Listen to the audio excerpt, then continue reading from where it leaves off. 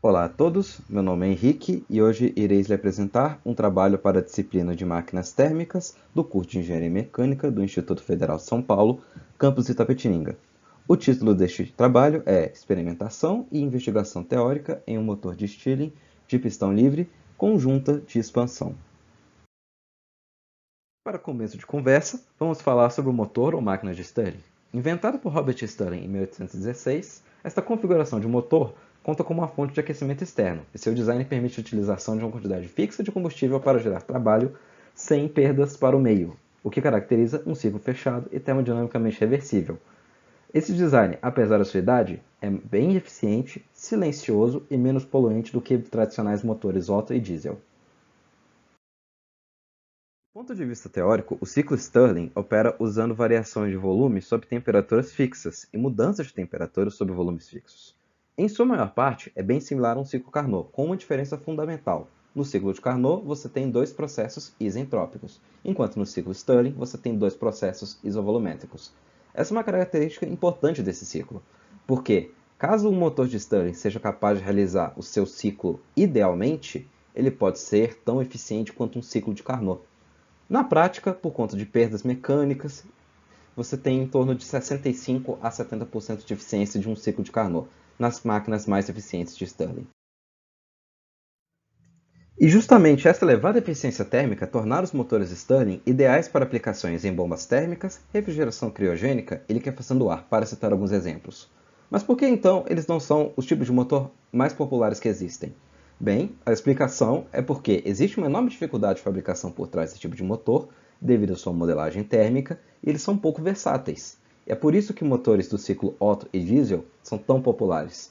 Eles são de fácil fabricação, seu custo acabou se tornando mais baixo com o passar do tempo e se tornaram mais eficientes tecnologicamente. Com tudo isso dito, nos dias atuais, muito se pesquisa sobre motores de Stirling, porque mesmo eles não sendo tão populares, a sua eficiência térmica é de interesse de pesquisadores e empresas que buscam tecnologias mais eficientes. Configurações alternativas são pesquisadas até hoje para solucionar os problemas presentes no design original, e uma dessas configurações nós iremos detalhar a seguir. A configuração que me refiro é a do motor de Stirling de pistão livre, ou FPSE. Ela se diferencia ao usar um sistema de pistão livre e lastro, em vez de um pistão conectado a um eixo ligante. Apesar de ter as mesmas vantagens do motor tradicional, seu funcionamento é bem diferente.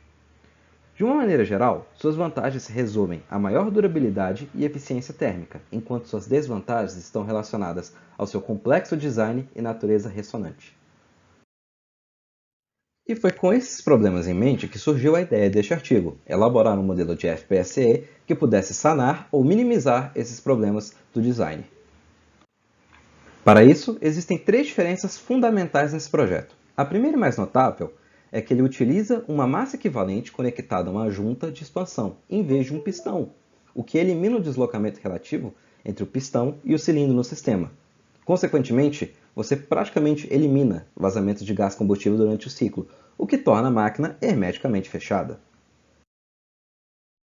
Como vocês podem ver no esquema da tela, a massa equivalente fica localizada na câmara fria do motor, junto com a junta, que é separada da câmara quente por meio do lastro. Falando na câmara quente, é nela que se localiza a segunda diferença desse projeto. A expansão de combustível será a forma de impulsionar o motor, e não o movimento de um pistão no caso de um FPSE tradicional. Por último, uma das características mais marcantes desse projeto é a ausência de diafragmas para se regular o volume de varredura do motor.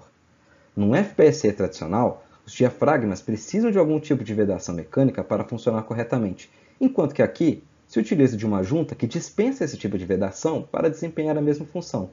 Com isso, você consegue ter um maior volume de varredura do que com motores com diafragma. Para finalizar nossa introdução, por fim temos uma representação visual de como o motor se comportaria para cada ponto do ciclo ideal de Stirling. Agora vamos para a metodologia. Como o interesse aqui é estudar as características termodinâmicas do projeto, irei focar mais nas partes assinaladas de vermelho. A modelagem dinâmica do sistema se resume a basicamente relacionar as equações diferenciais do movimento do motor com a segunda lei de Newton. Contudo, Como o movimento proveniente das partes móveis vem da expansão e compressão do gás combustível, é necessário fazer simultaneamente uma modelagem térmica. Para tanto, estabeleceu-se que a análise térmica será de um sistema aberto com fluxo em regime permanente e as equações utilizadas serão provenientes da primeira lei da termodinâmica e da lei dos gases ideais. Aqui temos um esquema do que ocorre dentro de A, câmara quente e B, câmara fria.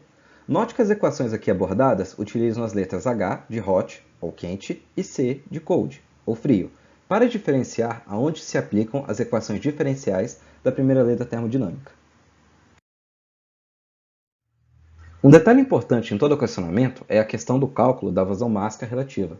Como podem ver, era uma das variáveis presentes na derivação na fórmula da lei dos gases ideais, e é necessária para se determinar a performance atual do motor. Porém, a vazão mássica é determinada por duas coisas: movimento do lastro, dm, e diferença de pressão, Pd. Para isso, é necessário derivar em função desses dois casos para se determinar a vazão mássica presente no motor. Para o caso 1, a pressão é desprezível e o volume estagnado. Logo, somente o gás empurrará a vazão mássica ao exercer força no cilindro. Essa força tem um sentido oposto ao lastro, e por isso o sinal negativo na fórmula. Já para a situação de diferença de pressão, o lastro é considerado estagnado e a própria diferença de pressão irá impulsionar a vazão mássica do motor. Quando você junta o item 1 ao item 2, obtemos a vazão mássica para qualquer momento de funcionamento do motor. Por fim, nós temos uma modelagem em forma de diagrama que correlaciona as entradas de usuário com os resultados do modelo aqui desenvolvido.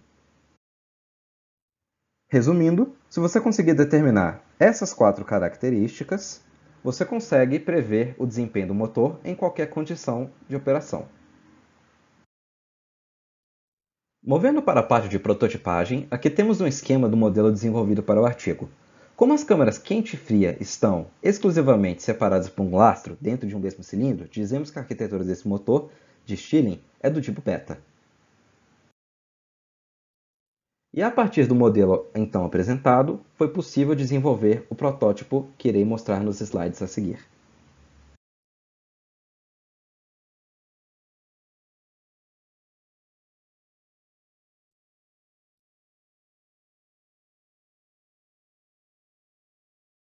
Vamos para os resultados. Esse foi o resultado do desempenho para um carregamento total no motor na forma de um diagrama PV.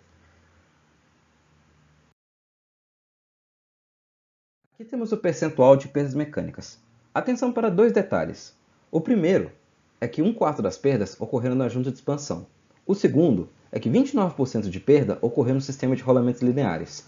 Porém, uma coisa importante a se manter em mente é que esse valor pode ser reduzido se empregado em motores maiores. Aqui podemos analisar individualmente a frequência, curso, eficiência mecânica, eficiência térmica e eficiência total do motor obtidas, comparada aos valores teóricos.